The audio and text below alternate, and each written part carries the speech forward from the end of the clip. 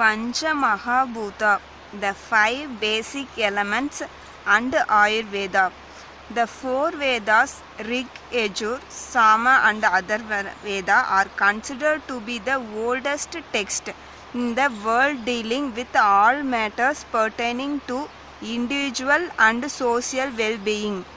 Ayurveda originated from the Vedas as an Upaveda and is primarily considered to be a branch of the Atharva Veda. Although all four Vedas highlight different aspects of healing and reflect Ayurvedic consideration. In addition to describing medicinal herbs and plants, the Vedas mention the basic principle of Ayurveda, like the three dosas, Vata, Pitta, and Kapha, the seven dhatus or tissues, prana, digestion, metabolism, and regeneration. Similarly, other important principles of Ayurveda are also mentioned in the four Vedas. The five elements, Vayu, air, Jala, water, Agni, fire, Akasha, space, and Prithvi, earth, are combined to create the entire living and non-living world. Similarly, Ayurveda is based on the same belief that the human body, its constitution, factors, and energy components, dosas, dhatu, and mala, also are comprised of the five elements. After examining the properties and nature of these elements and the constitution of the human body, it is clear that the two elements, earth and water, predominate in the body and its tissue. The solid part of the body, such as muscles, is formed from the element earth, and the liquid part, such as plasma, is formed from water. The empty spaces and cavities in the body relate mainly to the element of space and partially to that of air. Apart from this, various physical and mental processes are carried out with the help of the element of air.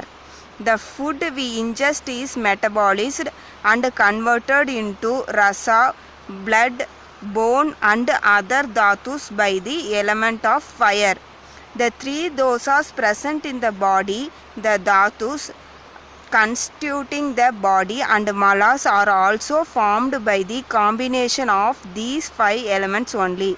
In the same manner, different kinds of food materials and medicinal substances that nourish and treat our body are also constituted by these five elements.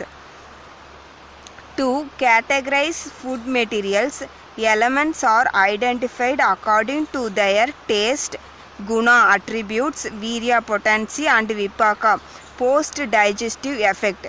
It is sufficient to note that whenever there is an imbalance in the body, a diet should be prescribed that will either increase or decrease the affected element in order to balance and restore harmony. The principle of three dosa, the three biological humors. When we consult an Ayurvedic physician, they usually correlated our ailments with an increase in one or more of these three dosas, Vata, Pitta, or Kapha. This may leave us confused. If we have no idea what they are referring to, it is important that we understand these important terms in order to know more about our individual characteristics and inclination. Three dosas principle. Three dosas is comprised of two words, tri plus dosa. A tri means a group of three basic elements, that is biological energy force, that is Vata, Pitta, and Kapha, and dosa means which is capable of vitiation. When Vata, Pitta, and Kapha are vitiated, they produce disease, and when they are in equilibrium or in their natural state, they maintain a perfect balance or harmony between the body and sapta dhatus, means 7 fundamental tissues, thereby upholding and maintaining the body. Hence, the dosa does not have an ordinary literary meaning. Tridosa does not mean an impaired or vitiated condition of vata, pitta and kapha. Instead, it is a well-defined theory of upholding the body and its physiological by means of 3 biological energy pillar. This is the principle of 3 dosas. Similarly, the 3 mental qualities, sattva, rajas and tamas, in state of equilibrium are called Moola Prakriti, the basic nature. Here, Prakriti does not literally mean nature. In a similar fashion, Moola Prakriti, the basic nature of the body, is in the form of 3 biological energy pillars, that is Vata, Pitta and Kapha, that maintain and uphold the body, constituting 3 dosas. Body constitutions: dosas, dhatu and mala. The human body is made up of related factors of dosa, dhatu and mala. All the constituent elements of our body are a part of these 3, out of which dosas are the most important, as they are the most powerful forces in the body which create either health or disease. This is the energy source of the body. There are 3 dosas, Vata, Pitta and Kapha. Hence they are named 3 dosas.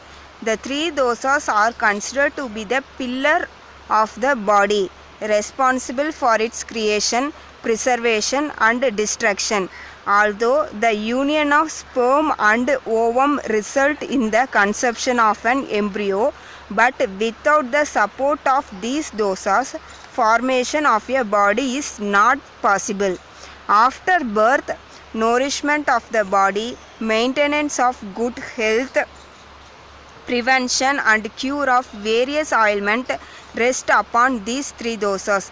This is because all bodily processes, physical or chemical, are controlled by them.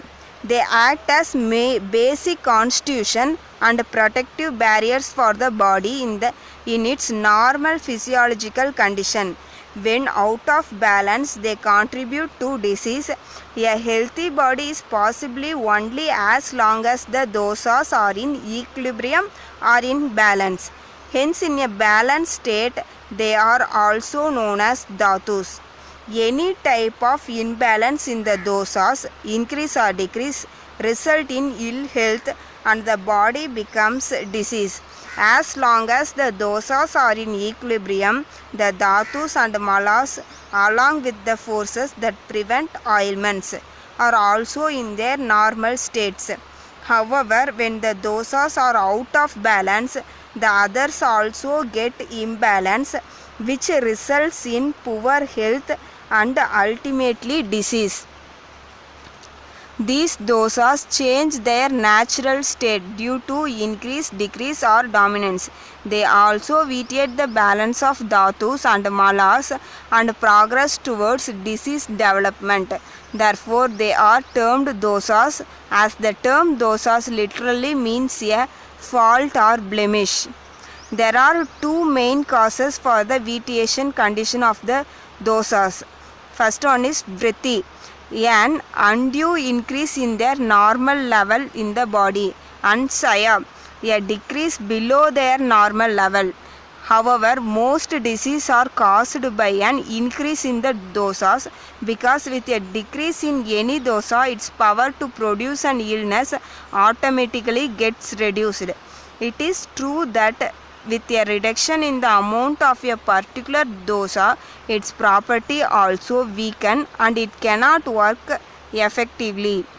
However, when there is a disease in any dosa, the contrasting attributes will gain strength, and the dosa with contrasting attributes gets aggravated as a result of disequilibrium, leading to disease associated with the aggravated dosa and not the pacified one.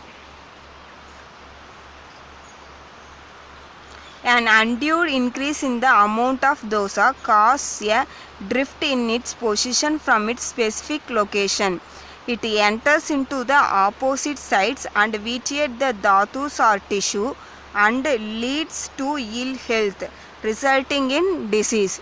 It is clear that a balance between the three dosas is absolutely essential for the uninterpreted physiological activities and upholding of the body. Only in a state of equilibrium can they work efficiently to maintain our well-being. Just as the mind permits the entire body, so do the dosas. However, the dosas are present even in external body parts such as hairs, nails, and also excretory products where the mind may not permit.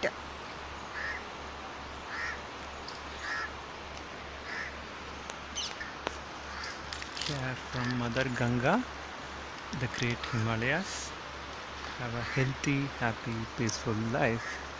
Take care. Om